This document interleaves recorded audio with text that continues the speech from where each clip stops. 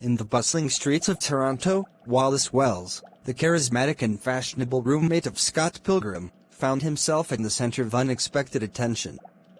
Little did he know, his irresistible charm was about to captivate not one, but all 7 of Scott's evil exes. Matthew Patel, the fiery Bollywood enthusiast, approached Wallace with a sly grin, his hands clasped behind his back. "Wallace, my dear, how about a deal? I'll make you the star of my next dance number if you agree to be mine." Wallace arched an eyebrow, intrigued but unfazed. "As tempting as that sounds, I'm afraid my dance card is already full." Lucas Lee, the Hollywood heartthrob turned evil ex, flashed his $1,000,000 smile. "Come on, Wallace, think of the fame and fortune we could have together.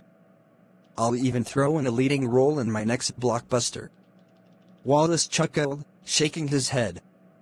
"Sorry, Lucas, but I'm not interested in being a supporting player in someone else's story." Todd Ingram, the vegan-powered bassist, leaned in close, his voice smooth as silk. "Wallace, darling, imagine the culinary delights we could create together. I'll provide the ingredients if you provide the expertise." Wallace smirked, resisting the temptation. "I appreciate the offer, Todd, but I prefer to cook with someone who shares my appetite for more than just food." Roxy Richter, the enigmatic Ninja X, emerged from the shadows, her eyes gleaming with intrigue. "Wallace, let's forget about Scott and his nonsense. You and I could be unstoppable together." Wallace remained composed, shaking his head gently. "I'm flattered, Roxy, but I'm not one to play second fiddle in anyone's ensemble." Ken and Kyle Katayunaji, the deadly Katayunaji twins, approached Wallace in perfect synchrony, their smiles mirrored reflections of each other. "Wallace, why fight when we could join forces? Together, we could conquer the world." Wallace smirked, enjoying the playful banter. "As tempting as world domination sounds, I prefer to keep my conquests on a smaller, more personal scale." Gideon Graves, the mastermind behind it all, stepped forward, his gaze piercing yet strangely alluring. "Wallace, you and I are cut from the same cloth. Why waste our talents on petty rivalries when we could rule this city together?"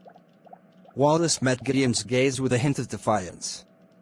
"I may be drawn to the dark side, Gideon, but I refuse to be consumed by it. My heart belongs to someone who fights for love, not power." As Wallace gracefully declined each offer, his exes couldn't help but admire his unwavering integrity and strength of character. Though their attempts to bribe him had failed, they couldn't deny the allure of Wallace's exceptional charm. In the end, Wallace's heart belonged to Scott, but his impact on the lives of his 7 evil exes was undeniable. Together, they learned valuable lessons about love, acceptance, and the true meaning of redemption. And as they parted ways, each ex carried with them a newfound respect for the man who had stolen their hearts without even trying. In the bustling streets of Toronto, amidst the whirlwind of Scott Pilgrim's love life, another figure found themselves drawn to Wallace Wells, Ramona Flowers, the enigmatic object of Scott's affection. Ramona couldn't deny the magnetic pull of Wallace's charm and wit, and she found herself captivated by his effortless allure. As Ramona approached Wallace, her heart raced with uncertainty. She had never felt such a strong connection with anyone besides Scott, but there was something undeniably intriguing about Wallace. With a nervous smile, she spoke, her voice barely above a whisper. "Wallace, I don't know how to say this, but I think I might have feelings for you too." Wallace's eyes widened in surprise, his usual confidence momentarily faltering. "Ramona, wow, I didn't see that coming." Ramona took a deep breath, gathering her thoughts. "I know it's complicated, especially with Scott and everything, but there's just something about you, Wallace. Something I can't quite explain." Wallace's mind raced as he processed Ramona's confession. He had always admired her from afar, but he never imagined she would feel the same way about him. Despite his own feelings for Scott, he couldn't deny the flutter of excitement in his chest at the thought of being with Ramona. "Ramona, you're incredible," Wallace said softly, reaching out to gently touch her hand. But I can't do this. Not while Scott's still in the picture. He's my best friend, and I can't betray him like that. Ramona nodded, her heart heavy with disappointment, but filled with respect for Wallace's honesty and integrity.